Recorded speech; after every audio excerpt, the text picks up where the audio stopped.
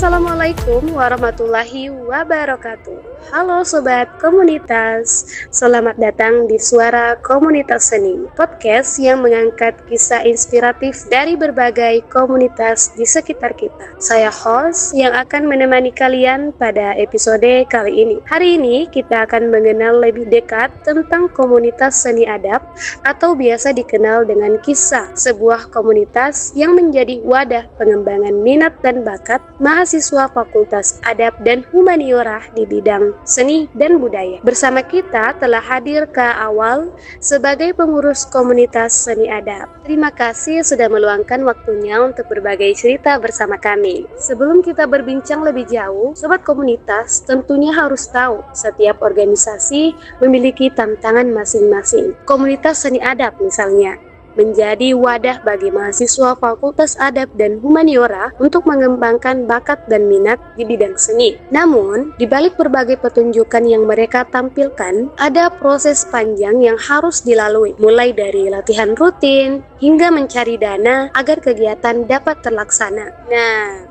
untuk mengetahui lebih jauh tentang komunitas ini, kita langsung berbincang dengan salah satu pengurus komunitas seni adab. Setelah kita tentang komunitas ini, bisa diceritakan sedikit tentang komunitas ini. Jadi komunitas seni adab ini atau disingkat KISA namanya, itu sebuah lembaga yang ada di Fakultas Adab dan Humaniora yang di bidang yang fokusnya itu di bidang seni dan budaya. Jadi orang-orang yang suka kesenian di Fakultas Adab itu masuk di lembaga KISA itu mengembangkan potensi mereka. Berarti ini komunitas bergerak di bidang kesenian gitu. Ya. Kemudian kan di komunitas ini berarti ada kayak jajaran ketua dan pengurusnya. Kemudian apa-apa saya di bidang apa itu pengurus serta tugasnya. Jadi di KISA itu ada beberapa, selain yang saya bahas ini bukan strukturalnya tapi divisi apa saja. Kita sebutnya di sini kandang kayak divisi. Ada kandang teater, ada kandang, kalau di sini sebutnya teater itu kandang maya. Ada kandang dawai, musik, kandang lensa, sinematografi, kandang suku kata itu sastra, kandang frame itu seni rupa, sama kandang gestur itu kandang tari. Nah, selain itu juga kita di sini belajar bagaimana memproduksi sebuah pertunjukan. Jadi kalau struktural kayaknya yang biasa kayak ketua, wakil ketua. Cuma ada penambahan cabang di sekretaris umum, ada di bawahnya itu kortak. Kalau di kami kortak itu koordinator rumah tangga. Jadi dia yang urusi inventaris begitu. Peralatan, sen, perawatan rumah tangga semua, alat-alat musik semua dia yang jaga. Kegiatannya ini yang paling sering dilakukan apa itu? Paling latihan rutin tiap-tiap kandang. Maksudnya kegiatan apa ini pertanyaannya? Kegiatan Proker begitu. Iya. Jadi tiap kepengurusan itu kami ada 2 proker utama. Pertama itu perekrutan anggota muda dan kedua itu pentas pengukuhan anggota muda. Terus tadi kalau kegiatan rutinnya setiap pekan yang latihan-latihan Setiap pekan kalau dijadwal, tapi kadang kita juga latihan setiap hari. Sekosongnya kita itu kita kumpul di sini di Langgar. Jadi nama secretnya kami itu Langgar. Terus anggotanya itu Kak dari Fakultas Adab semua atau dari luar fakultas atau luar kampus? Jadi anggotanya itu kita tidak mengambil selain dari Fakultas Adab. Jadi Fakultas Adab semua. Dari Fakultas Adab semua saja. Jadi Kak rata-rata umurnya di sini Kak berapa? Umur apa ini? Ayam.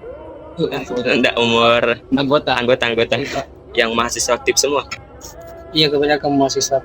Selama komunitas ini berjalan, apakah pernah ada masalah? Sering, hampir di setiap penggarapan kegiatan itu. Apa itu Kak? Paling biasa itu dana, karena di komunitas seni adab itu sendiri itu tidak memiliki anggaran pasti di fakultas, karena dia sebenarnya bukan dari bagian dari fakultas. Dia semi otonom gitu. SK-nya fakultas sebenarnya, tapi anggarannya kan bukan dari fakultas. Fakultas apa ini Kak? Fakultas adab, karena bahkan di HMJ Fakultas Adab itu kan anggarannya bukan dari fakultas juga, tapi dari rektorat semua. Kita masalahnya sebenarnya di situ saja, persoalan pencarian dana gitu. Itu yang paling sering Itu karena kita makan banyak waktu di pencarian dana. Itu kalau cara penyelesaiannya bagaimana Kak? Yang Galdan ada buat merchandise. Bahkan yang paling ekstrem itu ke lampu merah juga. Sampai ke lampu merah juga. Ya, dan itu dari dulu sampai sekarang itu terus dilakukan. Terus ada gak masalah yang sampai sekarang belum selesai?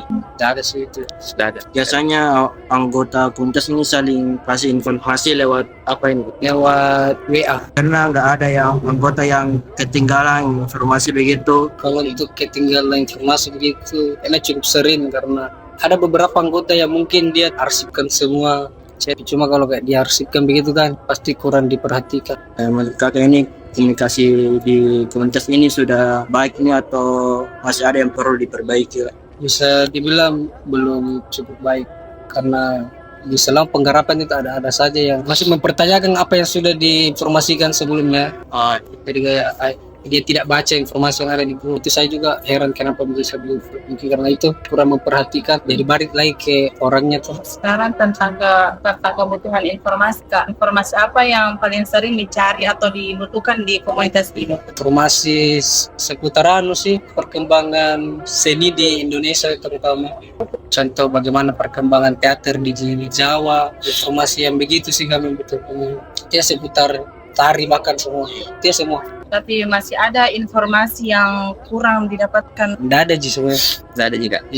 Kalau semisal Kak ada program radio atau podcast di komunitas tak ini, kira-kira topik apa yang paling menarik untuk dibahas? Mungkin bahasa mata Kak, seperti karena kebetulan kami lagi penggarapan pentas perempuan dan temanya itu samata. Kami lagi mempelajari samata, lagi berusaha mengalami samata bagaimana. Jadi karena jawabanku ya paling menarik saat ini di kepala aku samata, karena lagi full kepala aku ini samata terus. Menurut Kak, apakah radio atau podcast masih bisa membantu masyarakat mendapatkan informasi dan kenapa? Sangat membantu sebenarnya itu podcast, karena sekarang itu kebanyakan orang itu malas membaca, malas berusaha untuk mendapatkan informasi, semuanya dibacakan terus. Sangat berdampak sekali sebenarnya podcast untuk orang-orang yang malas membaca. Harapan tak kalau nanti ada program radio atau podcast di komunitas? Jadi saya berharap kalau ada podcast di komunitas Seni Adat itu bisa menjadi jembatan antara